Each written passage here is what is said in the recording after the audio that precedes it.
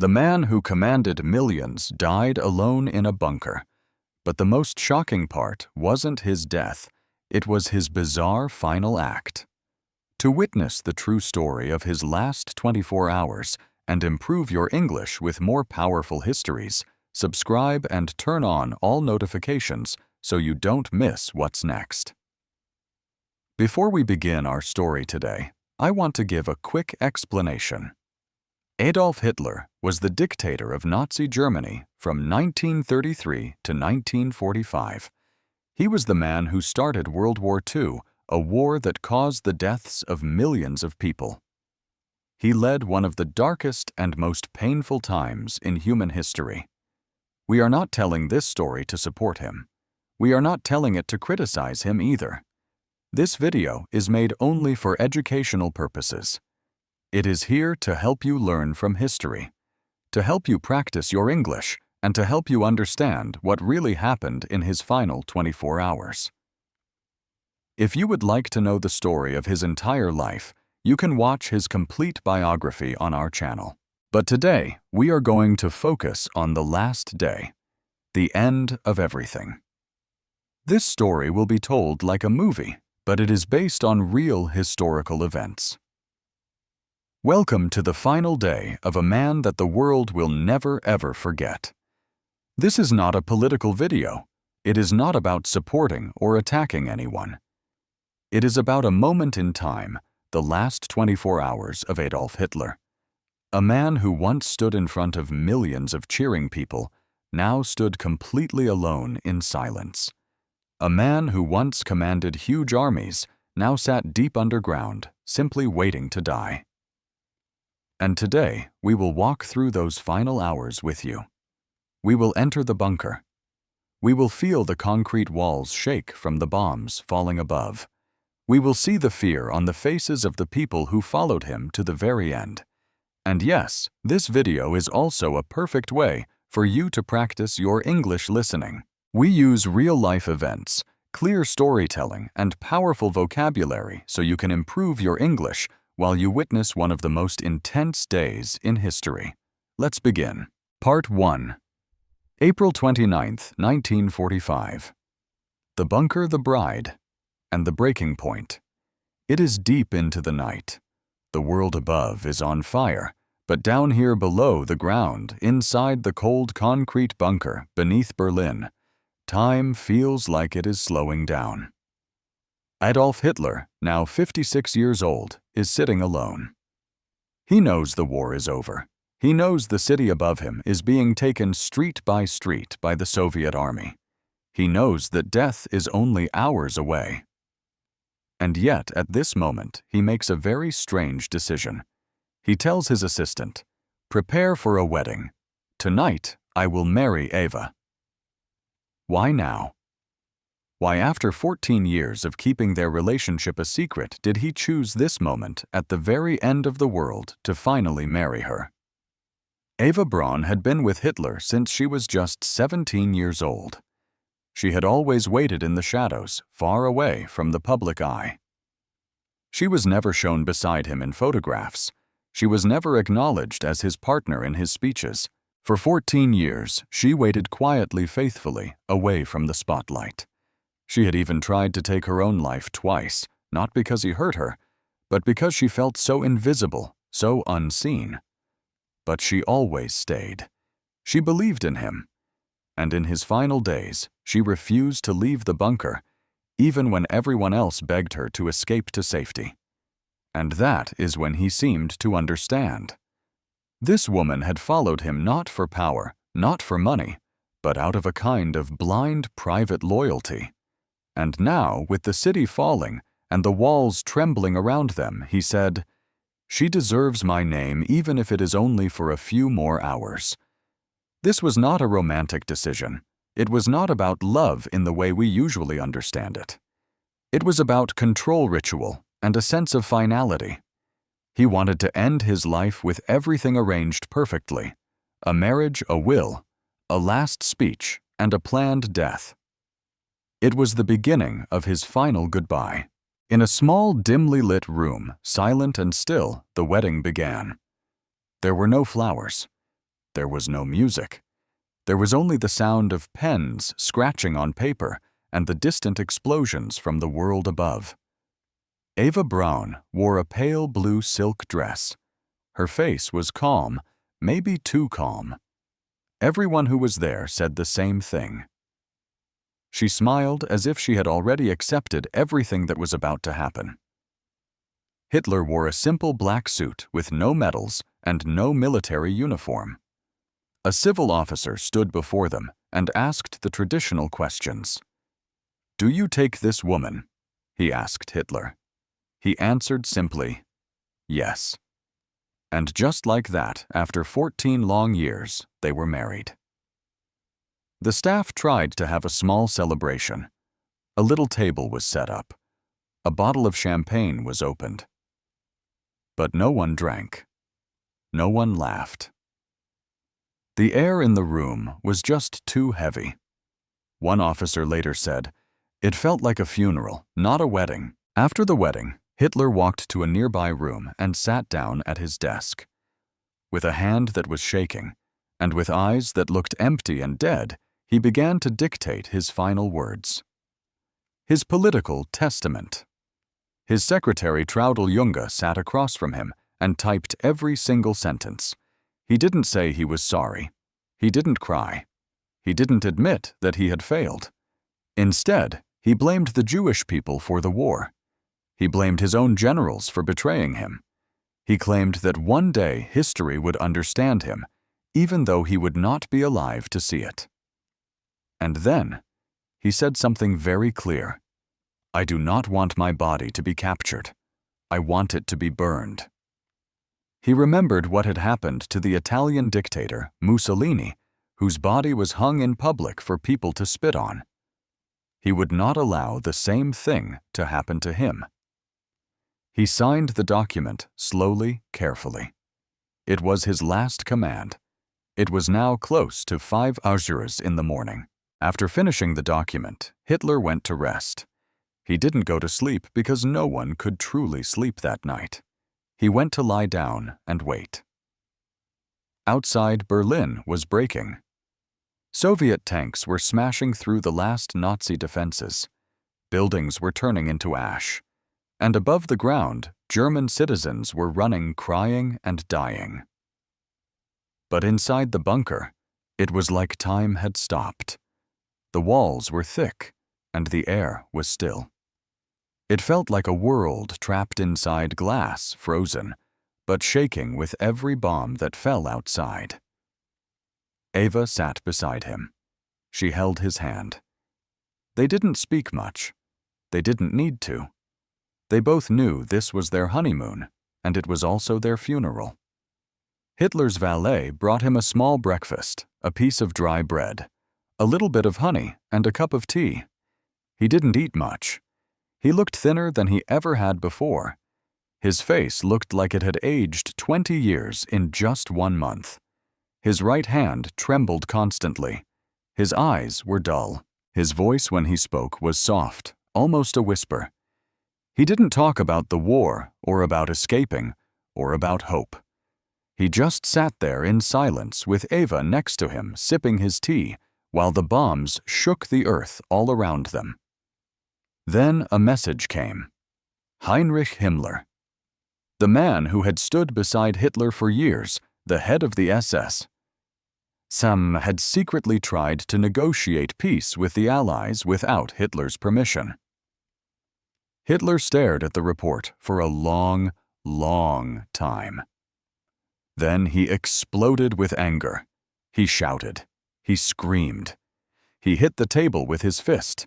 "Traitor, betrayer! I should have known!" He ordered Himmler's arrest, but deep inside, he knew there was no one left to arrest him.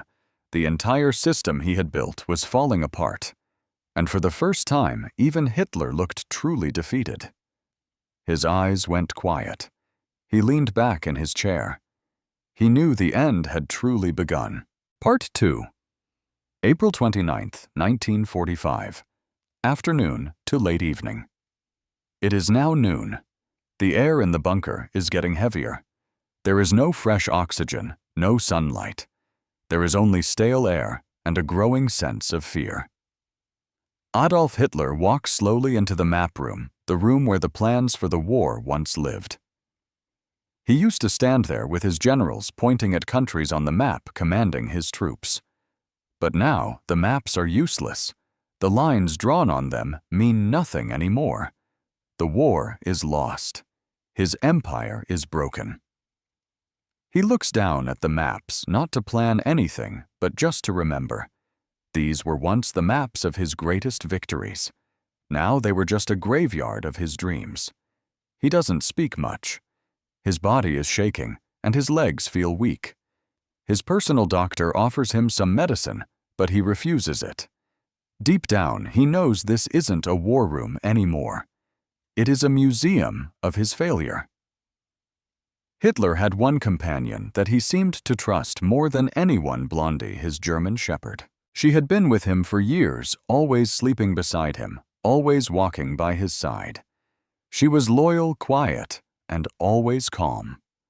But now, Hitler calls his doctor Werner Hasse and says something truly shocking. "Bring the cyanide capsules," he says. "I want to test them on Blondi." Why would he do this? Because Hitler no longer trusted anyone, not even the poison that was given to him by his own people. He believed that someone, maybe even the people closest to him, might try to trick him. They might give him fake capsules to make sure he was captured alive and made to suffer. So he ordered the doctor to take one of the cyanide capsules and put it in Blondi's mouth. The dog died within seconds. There was no sound, no fight, just instant death. For a moment, Hitler said nothing. He just looked away. That was his way of confirming that the poison worked. He thought, I can use it too. But for many people who were in the bunker, this was the moment that everything changed. Because when Hitler killed his own dog, the one living thing he truly seemed to trust, they knew. He is not planning to leave. He is not planning to survive. He is planning to die. But it didn't stop with Blondi. Ava's 2 Scottish terriers named Wolf and Stasi were next. The puppies that belonged to Blondi, who were only a few weeks old, were also killed by Hitler's dog handler. They were all poisoned silently and quickly. Why? Because Hitler didn't want to leave anything behind. No body, no bloodline, no animal, no memory. The bunker was becoming a place of total erasure. If I am going, he thought, then everything I have ever touched, everything I have ever loved, must vanish with me. That afternoon, Hitler gathered his remaining officers. They had all served him for years. Now they stood in front of a man who looked tired, sunken, and already half dead. Some of them begged him one last time. "Mein Führer, we can still escape. There is a plane waiting. We can hide you in a disguise. You can go south." He shook his head slowly. "No," he said quietly. "I will not run. I will not be captured. I will stay here. I will die here in Berlin." Some of them were shocked. Some were scared. And some were silently relieved because now they knew they could leave without feeling guilty. He gave them permission to try to escape through the city's sewer tunnels. Some officers, drivers, and aides prepared to leave that night. Most of them would die trying to escape. But Hitler, he was done moving. He was done speaking. He was done fighting. What do you think of this moment? A man who is ready to end everything around him because his own life is ending. And what about the people who followed him? Why do you think they stayed loyal for so long? This is a really complicated part of the story, and I am very curious to hear your thoughts. Please share what you are thinking in the comments below. Back in his room, Hitler sat beside Eva Braun. She had changed her clothes. Now she was wearing a simple dark blue dress. She had no makeup on, no jewelry. She had not cried all day. She had not shown any fear. She was ready to die. Hitler looked at her and said, "You still have time. You can leave. Go with them. Escape." She smiled a gentle and quiet smile and replied, "No, I stay with you." It was not a moment of passion. It was a moment of cold, blind loyalty. They sat together in silence. There was no music, no conversation. There was only the distant sound of Berlin collapsing above them. Hitler then called his secretaries, his aides, his inner circle, one by one.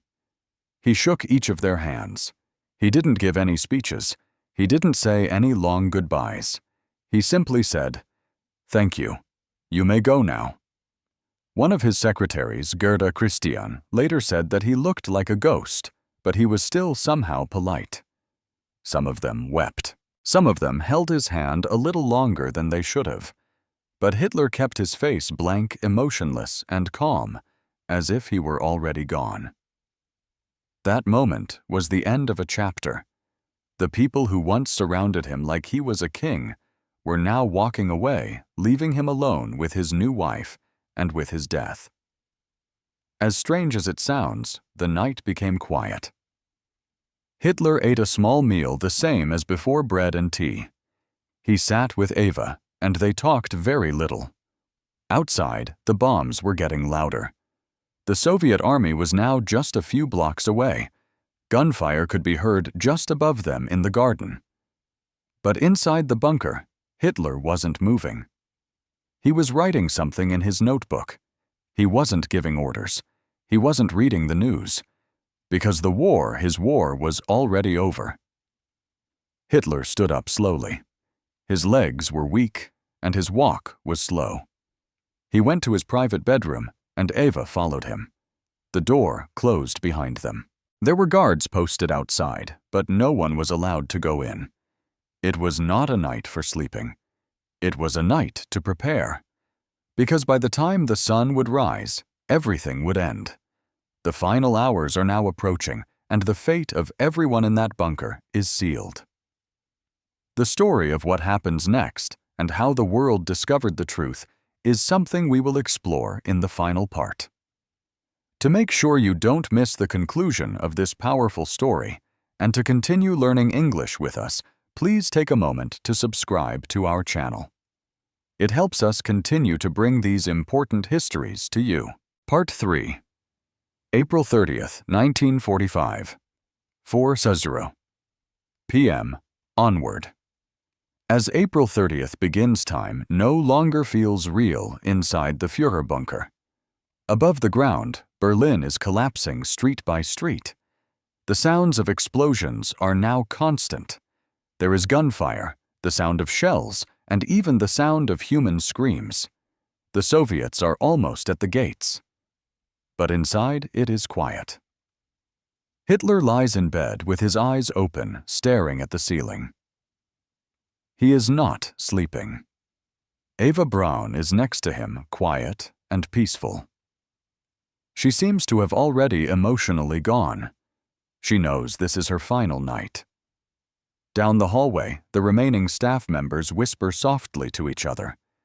Nobody knows what to say anymore. The bunker has become a waiting room for death. Hitler gets up slowly and carefully. His steps are weak, and his back is bent. His clothes hang loosely on his thin body. He walks into the hallway, and his eyes scan the faces of the few people who are still loyal to him. There is no anger in his eyes, no panic. There is only a stillness, like a man who has already said goodbye to the world inside his own heart. He sits in the dining room with Eva. They eat a small breakfast, the same as always, dry bread and tea. Eva tries to smile. Hitler tries to stay calm. But everyone knows this is not a meal. This is a ritual before an execution. An execution they will perform themselves. Hitler calls in his aide Otto Günsche and gives him two very specific orders.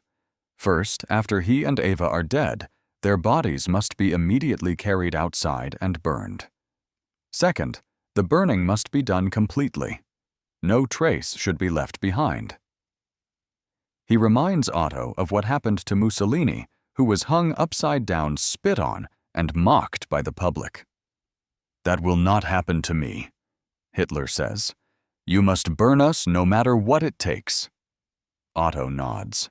His face is pale, and his hands are shaking, but he agrees, because even now disobeying was not an option. Hitler gets dressed. He does not put on a uniform or a general's coat. He wears a plain military jacket, buttoned all the way to the top, and dark trousers. Eva puts on a dark blue silk dress, her favorite one. She wears no jewelry, just a little soft perfume. She brushes her hair carefully, like a bride preparing for her final hour. Then Hitler walks into the hallway. One by one, he meets with his personal staff. He shakes each of their hands slowly and quietly. To some, he says a word. To others, he just gives a nod. "Thank you," he says to his secretary, Traudeljunge. "You may leave now. You have served me well." Some of them start to cry. Others just freeze, unsure of how to say goodbye. One officer, Rokus Mischch, later remembered, he looked like a shadow, not a man. He was calm, but it was the calm of someone who has completely given up. The goodbyes continue, one by one. There is no ceremony, and there are no tears from him. There is only silence. Hitler and Eva return to their private room. There, Eva sits on the sofa, calm and unafraid. She opens a small brass capsule of cyanide. She holds it in her hand and looks at him. They have talked about this many times. They will not let the Soviets capture them. They will die together on their own terms. Hitler holds the same kind of capsule, but he also prepares his Walther pistol, the one he had used for years. He plans to take both the pill and the bullet just to be absolutely sure. He calls in Otto Günsche and his valet, Heinz Linge. He tells them, "The time has come. You will wait outside. When it is over, open the door." Otto and Heinz nod. They walk out into the hallway and stand there in silence just a few feet away from the door. Inside, Hitler and Eva sit together on the sofa. It is 3:30 in the afternoon. The final act. No one sees exactly what happens inside that room, but the witnesses standing outside hear only one sound, a single gunshot. Otto and Heinz rush in. What they find will become one of the most talked about scenes in modern history. Hitler is slumped on the sofa. His body is still. There is a small hole in his right temple. Blood has splattered across the floor and the wall. Eva lies beside him. There are no wounds on her body, only a faint smell of bitter almonds from the cyanide. They are both dead. The man who once commanded millions of people is now just a lifeless figure in a quiet underground room. Just as he was ordered, Otto and Heinz begin the process. They wrap both bodies in thick gray blankets. They carry them upstairs, up the narrow staircase, through the tight hallway, and out into the garden behind the chancellery. It is still daylight. The ground is shaking from artillery fire. The Soviets are only a few blocks away. They place the bodies in a shallow crater near the bunker's exit. Then they pour can after can of gasoline over them. Otto takes a match. He lights it and drops it. The flames rise high. The bodies begin to burn. There is no music, no prayer, no soldiers, and no flag. There is only fire smoke and silence. They give a final salute to the flames and then run back into the bunker as gunfire cracks overhead. Inside, the remaining staff gather. Otto reports, "The Führer is dead. His body has been burned." There is no celebration. There is no ceremony. There are just stunned faces, pale skin, and empty eyes. For a moment, nobody speaks. Then someone whispers, "It's over." And just like that, everything that Hitler had built, everything he had controlled, Everything he had dreamed of was now just ashes in a garden. Outside the bunker, in the garden above the bodies of Hitler and Eva Braun, are still burning. Black smoke rises into the air. The flames are strong at first, but they begin to weaken quickly. This is because the ground is soaked with rain, and the supply of gasoline is limited. They pour more fuel and light it again, but the bodies do not burn completely. Inside the bunker, people wait in silence. Nobody talks about the future. Nobody makes any plans. They just sit there frozen in fear, knowing that at any moment the Soviets could be at their door. Before his death, Hitler had signed his final political statement. In it, he named Admiral Karl Dönitz as the new leader of Germany, not Himmler, not Goebbels. Dönitz is in northern Germany when he receives the message. He is shocked and confused. Germany is falling, the war is over, and the capital is lost. But now he is the head of a dead empire. He immediately begins trying to negotiate peace with the Allies, hoping to surrender to the West, not to the Soviets. Inside the Führerbunker, something is different. The man who controlled everything is gone. There are no more orders, no more leadership, and no more future for the people who are still there. The secretaries, the cooks, the aides, the soldiers. The reality begins to hit them. We are not part of a government anymore. We are part of a grave. Some people start packing small bags. They grab warm coats, food, water, and maps. They know they need to escape. They know the Soviets are closing in. They know that capture might mean torture or death. But there is one big problem. There is no clear way out. Now that Hitler is dead, Joseph Goebbels, the Minister of Propaganda, becomes the most senior Nazi official inside the bunker. He is not surprised. He was there when Hitler said his goodbyes. But Goebbels has no plans to run, and he has no plans to surrender. He calls his wife Magda and says, "We will not leave. We will not live in a world without him." Together, they make a terrifying decision. They will die here, and they will kill their 6 children with them. Their decision shocks even the remaining staff, but nobody dares to argue with them. While Goebbels prepares for death, others are preparing for escape. A group of guards officers and bunker staff start planning their routes out of Berlin. Some try to use secret tunnels. Others plan to move disguised as civilians. Some plan to wait until it is dark and then slip out under the cover of gunfire. The first group, to try about 20 people, leaves just before sunset. They wear civilian clothes and carry only light bags. But above ground, chaos rules. Soviet tanks are rolling in. There are gunfights on every street corner. Fires light up the sky. Only a few of them manage to escape. Most are killed or captured within hours. Otto Günsche and Heinz Linge return to the garden. They check on the remains of Hitler and Eva. What they find is disturbing. The bodies are still partly visible. Some of the skin is burned, and the clothes are blackened, but the bones and faces are not fully destroyed. They pour more fuel on them and burn them again, but it's still not enough. Then they gather the partially burned remains and bury them in a shallow crater not far from the exit. They cover the hole with dirt, broken wood, and debris from the bombings. They leave no cross, no sign. They want the bodies to disappear forever. Back underground, Magda Goebbels gives her children sleeping pills. All 6 of them, between the ages of 4 and 12, fall into a deep sleep. They are dressed in clean white clothes. She then brings in an SS doctor who helps her give the children cyanide capsules while they are sleeping. They die silently, without ever waking up. Then Joseph and Magda Goebbels go up to the garden, to the same place where Hitler and Eva died.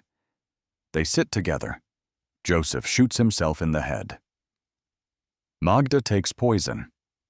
Their bodies are also burned, though not completely. By now, the bunker is becoming a mass graveyard. The bunker is almost empty of hope. The senior leaders are dead. The streets are overrun with Soviets. The sky is full of fire and gunshots. No help is coming. Some people cry.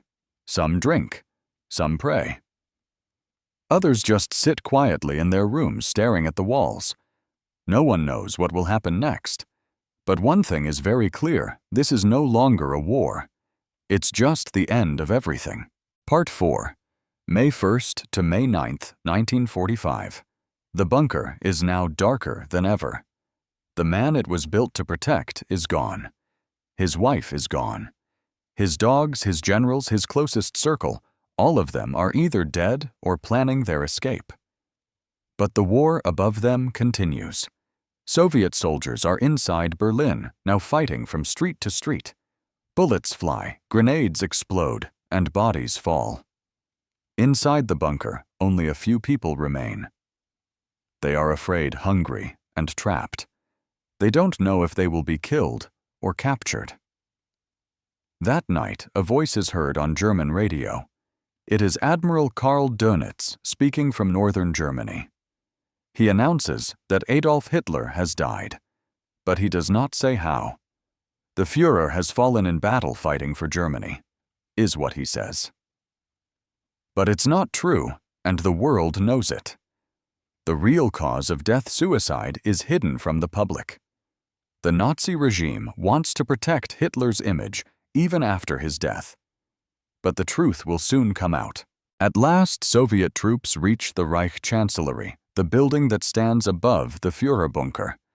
They kill or arrest the last few defenders.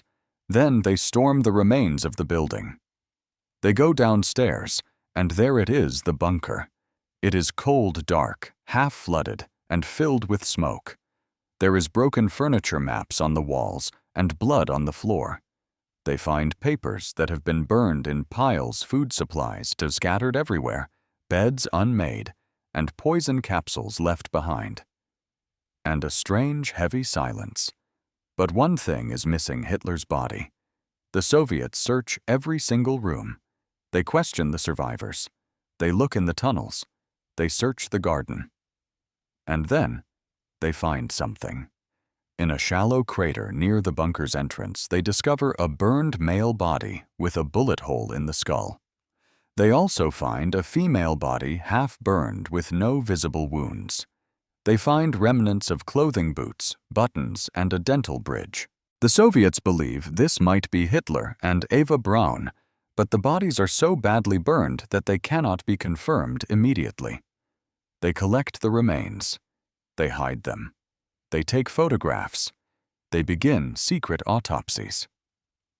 Back in Moscow, the Soviet leader Joseph Stalin receives the news.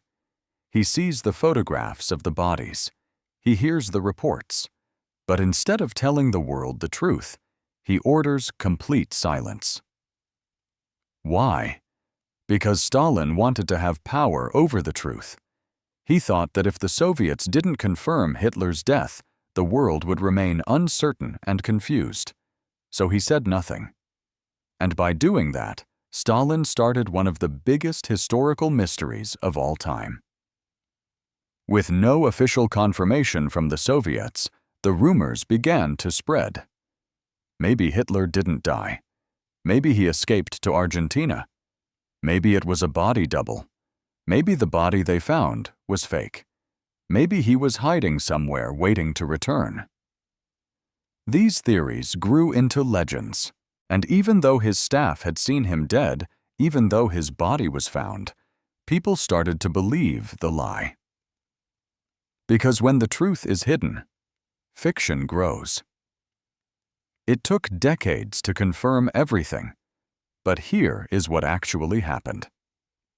First, Soviet doctors conducted autopsies on the burned bodies. Second, they compared the dental records, which is the most reliable method of identification available. Third, Hitler's dental assistant, who survived the war, later confirmed the records. Her testimony perfectly matched the burned jawbone that was found in the garden. That jawbone, with its distinctive gold bridgework, was Hitler's. The Soviets kept it hidden for over 20 years. Only in the 1990s, after the fall of the Soviet Union, did they finally admit it. Yes, the body we found was Adolf Hitler. With Hitler gone, Goebbels gone, and Berlin fallen, there was nothing left. On May 7th, Germany signed its official surrender to the Allies. On May 9th, they surrendered to the Soviet Union. The war in Europe was finally over. Nazi Germany was dead. The Third Reich, once so powerful, so terrifying, and so global, had ended in a bunker in silence and in flames. The news spread fast. Newspapers printed huge headlines: "Hitler dead, suicide confirmed. Germany surrenders. War in Europe ends." Some people celebrated in the streets. Some cried in private. And some didn't believe it at all. Because how could a man who started so much horror end his own life in a quiet room with a pill and a gun? It felt empty. It felt too easy, but that is the truth. He didn't die in battle. He didn't face justice in a courtroom. He didn't beg for mercy. He died by his own hand underground, surrounded by his own fear, failure, and fire. The Soviets destroyed most of the bunker. They blew up the entrance, covered the ruins with concrete, and tried to erase it from history. For decades, the location was kept a secret. Today, the site is just a simple parking lot in Berlin. There are no signs, no memorials, and no statues, because Germany chose to never glorify the place where so much evil finally came to an end. And that decision is in itself very powerful. And that was the true historical story of the last 24 hours of Adolf Hitler. It was told not to praise, not to support, and not to attack, but to learn to understand and to remember. So what do we learn from a story like this? We learn that no matter how powerful someone becomes, if they lead through fear and hate, they will almost always fall in silence and shame. History is not just about facts and dates. It is about understanding the real human cost of blind leadership, war, and destruction. The most dangerous leaders are not always the loudest ones. They are the ones who are followed without question. And finally, we learn that if we do not learn from the past, we risk making the same terrible mistakes in the future. This video was also designed to help you practice your real-life English through deep storytelling, emotional vocabulary, and simple sentence structure. So if you are learning English, you are not just watching history. You are improving your listening, your understanding, and your speaking skills. And that's where our story concludes. This one was a real journey, a very dark and difficult one. I am so curious to hear your take on it all. What were your final thoughts? Do you have any lingering questions about why a character did what they did, or about any part of the story? Please leave all of your opinions, your theories, and your questions below in the comments. I truly love reading them and building this conversation with all of you. Thank you so much for watching and for learning with me today. I will see you in the next powerful story.